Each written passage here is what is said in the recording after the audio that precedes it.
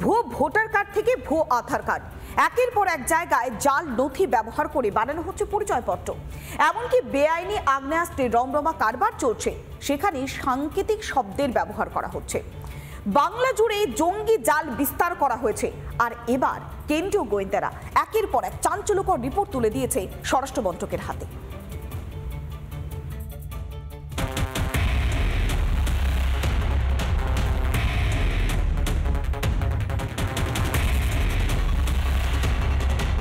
माओवादी दमन নিয়ে তো আগেই মুখ খুলেছিলেন দেশের স্বরাষ্ট্রমন্ত্রী অমিত শাহ।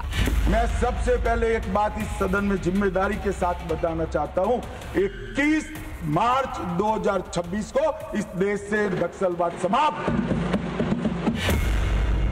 কিন্তু এবার জঙ্গিদের নিয়ে বাড়ছে চিন্তা। অন্যান্য রাজ্য জঙ্গি দমনে সচেষ্ট হলেও পশ্চিমবঙ্গের ক্ষেত্রে খামতি থেকে গেছে বলে সন্দেহ কেন্দ্রীয় গোয়েন্দাদের। সম্প্রতি কেন্দ্রীয় গোয়েন্দারা একটি রিপোর্ট দিয়েছেন স্বরাষ্ট্র মন্ত্রকে। বাংলা জুড়ে ঘর গোছাচ্ছে জঙ্গিরা, লুকিয়ে চুরি, অর্থের আদান প্রদান, সাংকেতিক নাম ব্যবহারে অস্ত্র পাচার। ধৃতদের জেরায় তথ্য পেলেন গোয়েন্দারা। ভুয়ো ব্যাংক অ্যাকাউন্টের খোঁজ মিলেছে ভুয়ো হোয়াটসঅ্যাপ নম্বরের। নজরে উত্তরবঙ্গের মালদা, শিলিগুড়ি, নজরে মুর্শিদাবাদ, উত্তর ও দক্ষিণ 24 পরগনা। এখানে যে সমীক্ষাটার মধ্যে যেটা আমরা পেলাম সেটা হচ্ছে যে এর মধ্যে জড়িত হচ্ছে যে কিছু একাংশে সরকারি কর্মী যারা কাজ করছেন তারা কিন্তু জড়িত। লুকিয়ে চুরিয়ে মগজ ধোলাইয়ের কাজ চলছে বলে দাবি। ভুয়ো পরিচয়পত্র তৈরি করছে সরকারি কর্মীদের একাংশ। তাদের মদতেই হচ্ছে ভোটার, রেশন, আধার কার্ড। বেসিক্যালি তাদেরকে মুক্ত করে দেওয়া হয়েছে ভারতবর্ষের ক্ষতির জন্য, ভারতবর্ষের জনগণের রাষ্ট্রের ক্ষতির জন্য তাদেরকে ছেড়ে দেওয়া হয়েছে। এবং আমার মনে হচ্ছে যে তারা নানাভাবে হয়তো দেরি হচ্ছে, কম বেশি করে প্রত্যেক ধরা পড়বে এবং তারা এখন আর বাংলাদেশের জেলে থাকবে না, তারা আমাদের কলকাতা এবং ভারতবর্ষের জেলে থাকবে। বাংলা জুড়ে আগ্নেয়াস্ত্রের রমরমা। দক্ষিণবঙ্গ সহ উত্তরবঙ্গের বিস্তীর্ণ জেলায় আগ্নেয়াস্ত্রের কারবার। কেন্দ্রীয় গোয়েন্দাদের নজরদারির রিপোর্ট কি আদৌ দেখে না রাজ্য?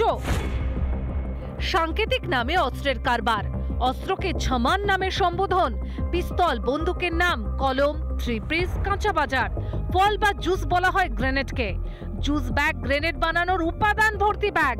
AK-47 হলো আবুল কাশেম, ছুরির নাম ছিটকিনি। পশ্চিমবাংলাকে যদি কেউ বা কারা জিহাদের মুক্ত ভূমি বা মুক্তাঞ্চল করতে চায়, তার দায়িত্ব রাজ্য সরকারের সর্বপ্রথম। রাজ্য সরকার যদি না পারে সামলাতে, তারা তাহলে সেটা পরিষ্কারভাবে জানাক যে আমরা সামলাতে পারছি না, আমরা সামলাতে ব্যর্থ। এবার অনেক কিছু সিচুয়েশনের উপরেও ডিপেন্ড করে। মানে যখন স্টেটে ঢুকে গেল, ভিতরে ঢুকে গেল, তখন পুলিশের কাজ হয়। কিন্তু ঢোকানো অবধি সেটা তো বিএসএফেরও কাজ আছে, বিএসএফেরও তো রোল আছে। সেখানে বিএসএফ কিন্তু বিফল হচ্ছে, আমরা দেখতেই পাচ্ছি। বাংলাদেশ অশান্ত হওয়ার পর থেকেই সক্রিয় একাধিক জঙ্গি সংগঠন। তাদের জেলমুক্ত করে গোটা পৃথিবীতে কোন বার্তা দিল মোহাম্মদ ইউনূস, যার কুফল এসে পড়ছে এপার বাংলাতেও। রিপাবলিক বাংলা। নানা ধরনের কন্টেন্ট দেখার জন্য লাইক করুন, শেয়ার করুন আমাদের ফেসবুক পেজ, সাবস্ক্রাইব করুন আমাদের ইউটিউব চ্যানেল। পাশাপাশি অন্যান্য ব্রেকিং নিউজের জন্য অবশ্যই চোখ রাখুন রিপাবলিক বাংলায়।